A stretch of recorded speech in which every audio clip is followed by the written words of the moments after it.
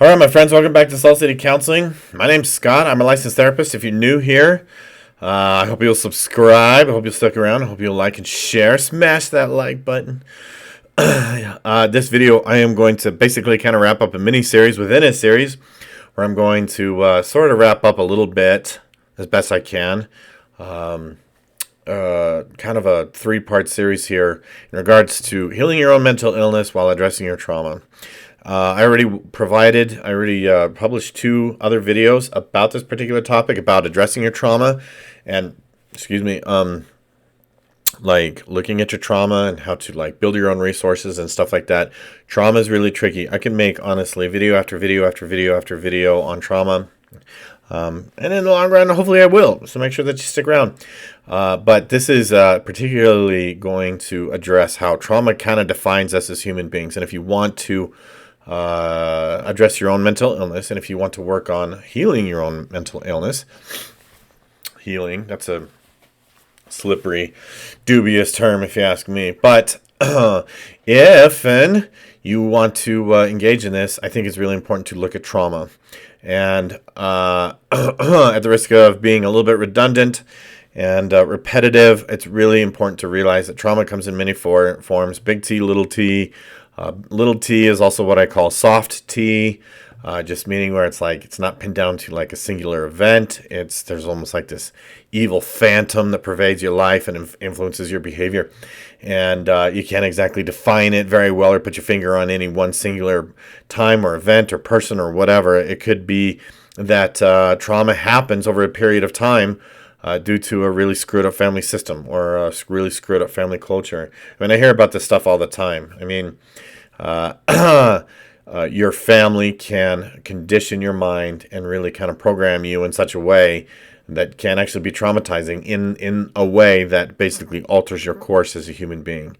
And so a lot of people, they just follow this conditioning based on the trauma and wonder why their life won't work out, why they can't get anything done, why they can't get off their butt, why they're so lazy. I don't believe in laziness, but why they're lazy. And a lot of things, as I've mentioned before, can actually be chalked up to a trauma or a trauma profile.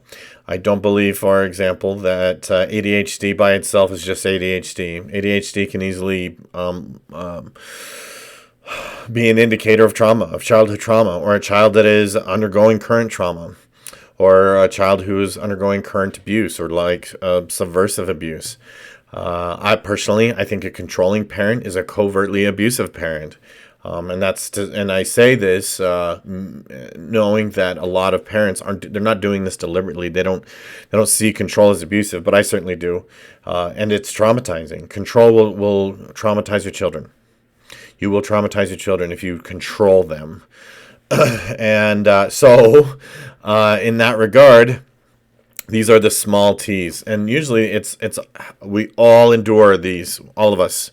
I'm pretty certain of that. And so as you look at your own mental health issues, and maybe it's depression, maybe it's anxiety, maybe it's ADHD, maybe it's a whole number of things. It could be anger problems. It could be, a whole bunch of stuff going on here. And what's important to do is to look at and consider, is this rooted in some sort of trauma, especially soft or small t? And frankly, a lot of the times, whether or not you realize it, the answer is yes. It is tied to that. So it's important that if you want to address or work on your own mental illness, to consider how various traumas have affected your life. Because again, I am absolutely certain that it's quite impossible to escape childhood without some sort of trauma. Big T, little t, or both. Soft T, hard T, or both. And and so really, like, break it down. Like, what am I struggling with? A low self-esteem. Easily could be a trauma response. Major depression. Easily could be a trauma response. Unmotivated. Easily be a trauma response. A sense of powerlessness. Very easily. Like, if you feel powerless in your life, like if you just feel like you're just powerless, it's easy. It would be easy, I think, to point it eventually back to some sort of childhood trauma. And so if you're going to, again, work on or address your own mental health or your own mental illness, really, like, you got to take this into consideration. You got to look at it. You got to give it a good, honest, you have to have an honest talk with yourself about what types of childhood traumas have led to secondary things like anger issues or addiction. There's another one. Addiction, hell, OCD can be a trauma response. Eating disorders can be a trauma response. All sorts of things, really. And so I really do. I support trauma-informed care. That's not to say that I support EMDR. I don't like EMDR, in case you didn't know that already. I think EMDR is bad. I dislike it. EMDR comes with a whole hell of a lot of controversy, and there's a good reason why. And I'm in the camp that thinks it needs to go. I think it hurts people. I think therapists do it poorly. So in terms of addressing your own trauma, go back to the first two videos if you haven't watched them already.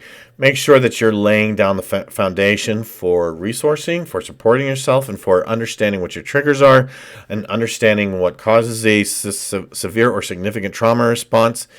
And if you're going to dissect this, really the cure for virtually everything is awareness and insight and conscientiousness. Okay, like if you feel like disappearing, if you feel like withdrawing from all people and just sort of disappearing from the world in general, that could be a trauma response. If you feel ashamed of certain things, easily a trauma response. Okay, so what you're going to want to do is get your trusty journal. This is about the time in my videos when I start waving one of these things around. Get a notebook, get a therapy journal. If you're going to do your own work, if you're going to do a lot of this without the help of a therapist, like there's nothing that will substitute from writing through it or writing it down. It's just not. So I've heard people say, well, I don't like writing. I don't like journaling. Well, too bad. Do it anyways. Do you want to heal or not? This is what it takes. You have to do hard things. I always seem to fall into a rant on that. Anyways, get your journal, get your therapy journal, get your therapy notebook. What you're going to want to do is try to document it at length. How do I experience the after effects of trauma in my life? What does it look like? Is it ADHD? Is it depression? Is it anxiety? Do I have nightmares? Do I feel powerless? Do I want to withdraw? Do I find myself cuddling up next to some comfort food? Do I just smoke a ton of pot? What are my triggers? What are the things that cause me to feel like I've got a trauma response? The more light that you shed on this stuff, the more likely that it is going to ease up, and you're going to be able to find some relief and get a little bit more control over it. Make sure too that you're using your resourcing. Do it anyways, even if you're not sure. If you're not sure if you're feeling triggered, if you're not sure if your trauma response is being triggered or your trauma threshold is being approached, do it anyways. Use your resourcing. Okay, go back and watch the second video on resourcing. And so again, in your journal, you're going to want to write down instances of a time that I felt a time in my childhood that was very traumatizing. Noticing, by the way, if you're feeling any symptoms of dissociation, because that's a really, really strong indicator that something was actually very traumatic. Okay, and so if you're not sure about dissociation, again, go back and watch the other videos. Okay, as a final disclaimer on this, again, I could do video after video on trauma. I'm trying to keep it to just these three on this playlist of curing your own mental illness or working on your own mental illness.